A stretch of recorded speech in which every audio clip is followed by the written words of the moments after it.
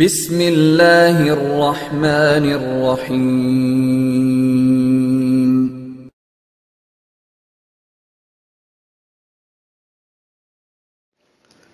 আসসালামু আলাইকুম রহমতুল্লাহ।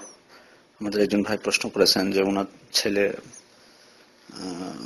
ওনার বাচ্চা তার মায়ের পেটে থাকা অবস্থায় 4.5 মাস বয়সে মারা গেছে। তো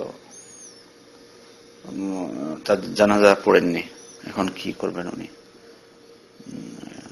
একজন বাচ্চা যখন তার মায়ের পেটে 4 মাস বয়স হয়ে যায়, তখন তারপরে যদি সে মারা যায় এবং তার গর্ভপাত ঘটে পূর্ণাঙ্গ হওয়ার আগেই তার জানাজা পড়তে হবে।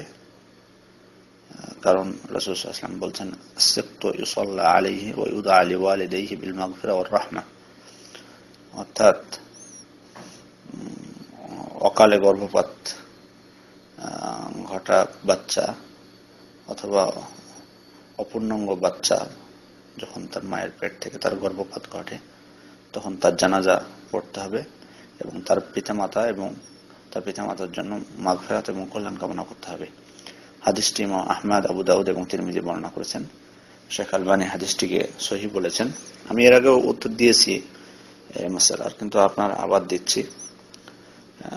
সুতরাং আর 4 মাস নির্ধারণ করে দিয়েছেন উলামাগণ, কারণ 4 মাস হয়ে গেলে একটা বাচ্চা যখন তার মায়ের পেটে তখন তার রূহ প্রদান করা হয় তার, সেই কারণেই তার জানাজা পড়ার কথা রাসূল বলেছেন।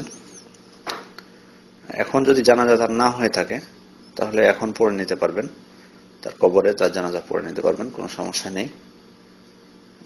কারণ তিরমিজি শরীফের হাদিসে আসছে, আল্লাহ রাসূল যখন উম্মে সাদ মারা গেলেন তখন আল্লাহ রাসূল তখন ছিলেন না, তো যখন তিনি আসলেন তখন তার জানাজার নামাজ পড়লেন তো কবরে থাকা অবস্থায় 1 মাস পরে।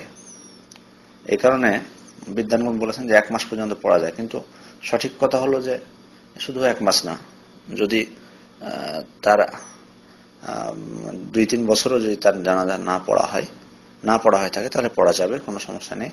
কারণ আল্লাহ রাসূল 1 মাস পরে এসেছিলেন, তাই 1 মাস পরে তার জানাজাটা পড়েছিলেন। উনি যদি আরো দেরিতে আসতেন তাহলে আরো দেরিতে হয়তো পড়তেন, যে কারণে এরকম নির্দিষ্ট সীমা নেই। যেহেতু তার জানাজা হয়নি, আপনারা এখন পড়ে নিতে পারেন, কোনো সমস্যা নেই। বুখারী শরীফের হাদিসও প্রমাণ আছে কবরে থাকা অবস্থায় জানাজা পড়ার।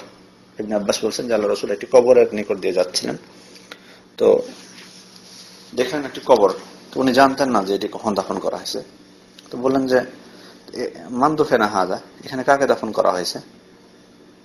মাতা দুফিনা হাযা, মানে উনি জিজ্ঞেস করলেন যে এখানে কখন দাফন করা হয়েছে, হঠাৎ কবর দেখছি। তো সাহাবারা বললেন আল বারিহা, অর্থাৎ গত রাত্রে। আল্লাহ রাসূল বলেন আফালা আযানতুমুনি, তোমরা আমাকে খবর দাওনি কেন?